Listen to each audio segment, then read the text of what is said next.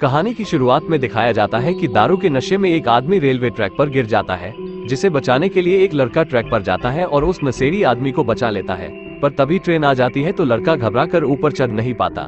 वहाँ खड़ा एक और लड़का उसे बचाने के लिए हाथ आगे करता है, पर वो भी ट्रैक पर गिर जाता है। अब ट्रेन दोनों को क्रश करने वाली होती है।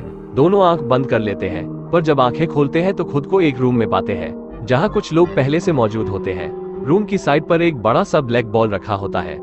थोड़ी देर के बाद उस ब्लैक बॉल से एक लेसर निकलती है, जिससे एक लड़की प्रकट होने लगती है, जैसे कि 3D प्रिंटर से होता हो। यहाँ किसी को भी पता नहीं है कि ये सब क्या हो रहा है। एक बार फिर से ब्लैक बॉल में हरकत होती है और एक नोटिफिकेशन दिखाई देती है, जिसमें लिखा है कि इस रूम के सारे लोग रियल लाइफ में मर चुके हैं और फिर से जीने के लिए इन सभी को दिए जाने वाले टास्क पूरे करने होंगे। फिर ब्लैक बॉल पर एक तस्वीर आती है जिसे मारने का मिशन दिया जाता है।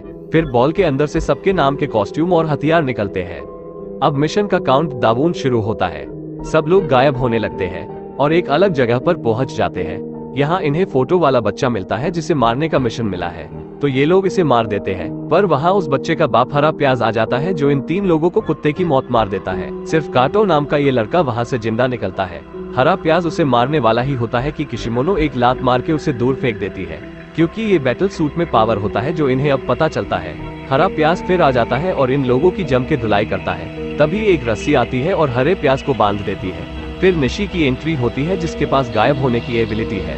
वो हरे प्याज के छिलके उड़ा देता है और मिशन कंप्लीट हो जाता है। फिर से सारे लोग वही रूम में पहुंच जाते हैं। अब मिशन के दौरान जिसकी एक भी सांस बाकी रहती है, चाहे वो कितना भी इंजर क्यों न हो, वो वापस आ जाता है। पर मिशन में मरने वाले सच में मर जाते हैं। इस बार नए मेंबर भी ज्वाइन हुए हैं और नेक्स्ट मिशन स्क्रीन पर दिखाया जाता है। सब सूट पहनकर रेडी हो जाते हैं। अब ये बच्चा इस पुतले से टकरा जाता है। पुतला उसे मार देता है। तभी वहाँ कुरोनो अपीयर होता है। पुतला उस पर अटैक कर देता है। फिर ये पुतला निशी को धोता है, तो कुरोनो उसे बचाने आता है, पर निशी बुरी तरह से इंजर होने की वजह से मर जाता है। अब पुतला कुरोनो के पीछे पड़ जाता है और उसे खूब पीटने लगता है, पर कुरोनो अपनी सारी ताकत लगाकर एक पंच से उसे दूर फेंक देता है और अपने वेपन से पुतले को उड़ा देता है। मिशन यहाँ कंप्लीट होता है। फिर सारे लोग उस रूम में पहुंच जाते हैं। अब सबके 0 पॉइंट होते हैं और कुरोनो के 7 पॉइंट हो जाते हैं, क्योंकि फाइनल अटैक उसने किया था। 100 पॉइंट कंप्लीट करने पर आजादी मिलती है। अब अगला मिशन दिया जाता है।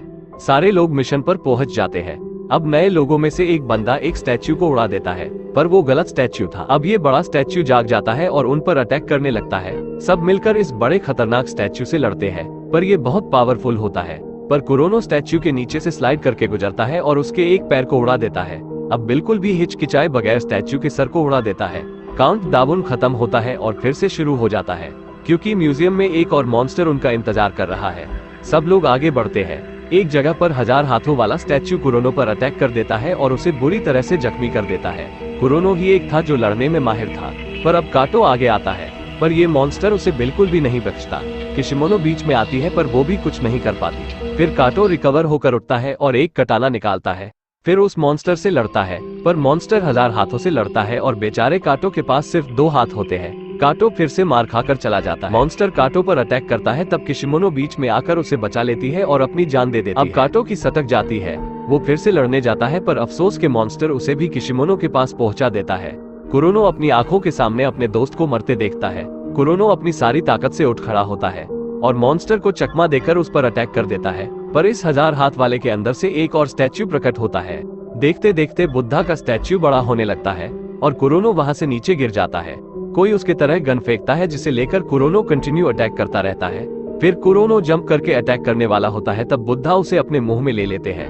अब बाकी बचे सारे लोग बुद्धा पर अटैक करने लगते हैं, जिससे वो पूरी तरह डिस्ट्रॉय हो जाता है और आखिरकार मिशन सक्सेसफुली कंप्लीट होता है। सभी वापस उस रूम में टेलीपोर्ट हो जाते हैं, पर अफसोस के काटो वापस लौट नहीं पाया। पर कुरोनो कुछ कर भी नहीं सकता सिवाय मरते दम तक इस गेम को खेलने, क्योंकि 100 पॉइंट अभी कंप्लीट नहीं हुए। Thank you for watching.